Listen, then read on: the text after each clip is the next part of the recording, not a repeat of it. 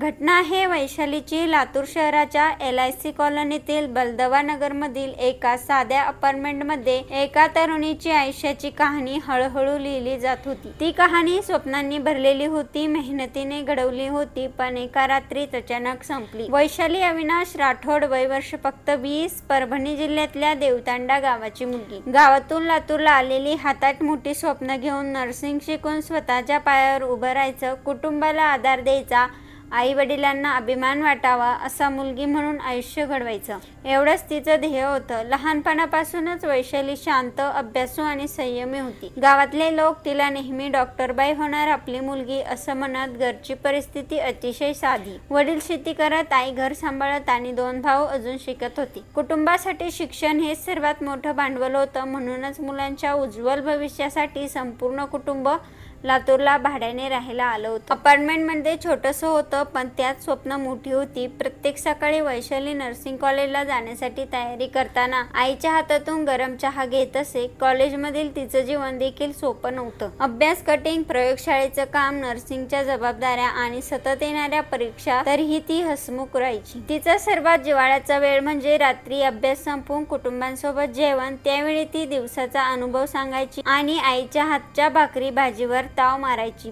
13 ऑगस्टची सकाळ इतर दिवसासारखीच होती। वैशालीने नर्सिंगच्या 3ऱ्या वर्षाचा 3रा पेपर द्यायचा होता। हा पेपर महत्त्वाचा होता, GNMचा, आणि त्यातील विषय तिच्यासाठी थोडा अवघड वाटत होता। कॉलेजात पोहोचल्यावर ती मैत्रिणींना भेटली, पण चेहऱ्यावर हलकीशी तणावाची छटा होती। पेपर दिल्यानंतर बाहेर येताच तिने हळू आवाजात म्हटलं, आजचा पेपर फारच अवघड गेला, माझं नीट होणार नाही असं वाटतंय। मैत्रिणीने तिला धीर दिला, अगं अजून 2 पेपर आहेत, काही होत नाही, शांत राहा। दुपारी ती घरी आली। आईने विचारलं, काय ग, पेपर कसा झाला? वैशालीने हलकस हसून उत्तर दिलं, ठीकच झाला। पण ते हसण्याचं समाधान नव्हतं, तर कुठेतरी मनाच्या कोपऱ्यात असलेली चिंता होती। संध्याकाळी ती आपल्या खोलीत अभ्यास करत बसायची। घरच्यांना वाटलं ती पुढच्या पेपरसाठी तयारी करत असेल, पण त्या रात्री तिच्या मनात विचारांचं वादळ उसळलं होतं। मी चांगलं करू शकेल नाही, सगळ्यांना विश्वास मी कसा पाळणार, असा शंका तिला छळत होत्या। मध्यरात्रीच्या सुमारास घर शांत झोपेत होतं, पण वैशालीच्या खोलीत मात्र अस्वस्थता भरलेली होती। ती एकटी खिडकीजवळ उभा राहून अंधाराकडे पाहत होती। कदाचित तिला वाटत होतं, हे जग माझ्यासाठी खूप कठीण आहे। आईच्या खोलीतून मंद घोरण्याचा आवाज येत होता। भावंड गाढ झोपलेली। वैशालीने शेवटचा निर्णय घेतला। काही मिनिटातच तिचं स्वप्नांनी जीवन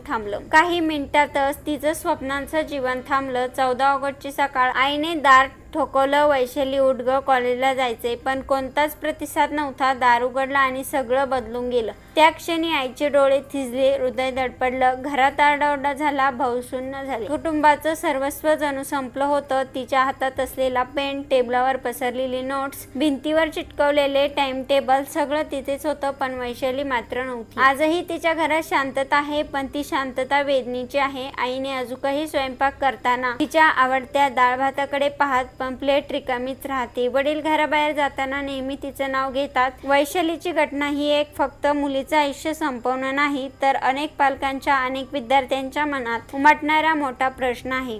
ही घटना ऐकून याविषयी आपल्याला काय वाटते? आपली प्रतिक्रिया नक्की कळवा। आणि ह्या YouTube चॅनलवरती तुम्ही पहिल्यांदा आला असाल तर चॅनलला सबस्क्राईब करून बेल आयकॉनवरती प्रेस करा आणि अशाच येणाऱ्या नवनवीन व्हिडिओचे नोटिफिकेशन मिळवा। धन्यवाद।